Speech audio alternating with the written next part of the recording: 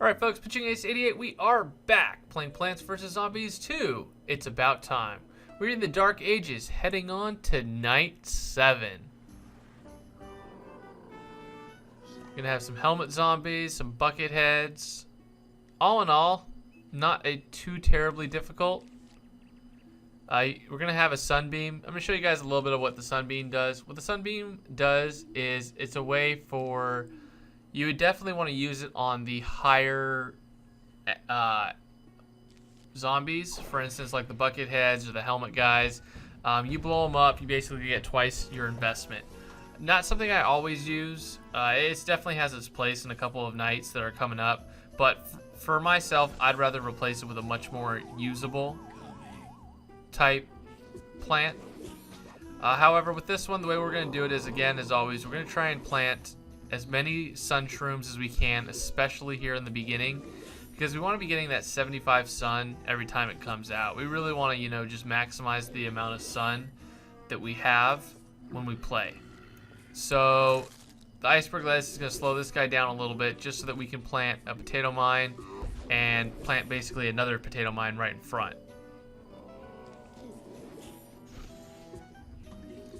Now you'll notice that there are quite a few gravestones that end up getting placed. Because they end up getting placed, I definitely recommend that you put up a bok choy, put up some winter melons, really whatever you got. But as you can see there, after he eats the sunbeam, if you just kind of let him keep punching, you're going to keep getting sun. Once he pops him up, get even more sun. But with this bucket head, with the potato mine, you will be able to see kind of how good and how much sun that you can actually get.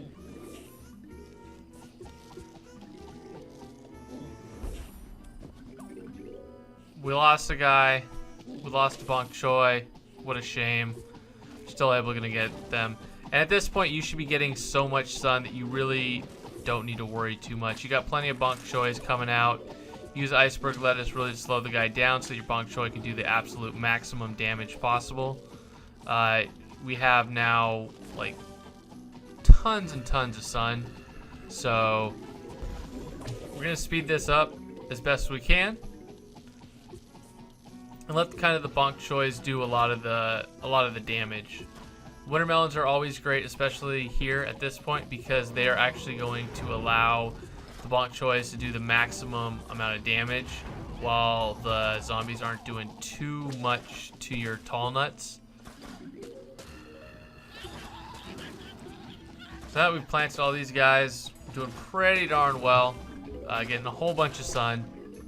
If you get this much sun, you don't actually have to tap on the iPad screen. You can actually just scroll and it will pick them all up. Unfortunately, that gravestone kind of popped up, and so we can't really plant a winter melon. However, that's one of the reasons why I decided to put the plant food there. Allows us to put the winter melon in that place. If you got into this point after the first flag, you got a row of winter melons, you got the bok choys, you're doing really well. You got really nothing to worry about. You can start planting your winter melons once you get enough sun. You're getting 150 sun every 5-10 seconds, so you can keep kind of planting those winter melons as much as you want.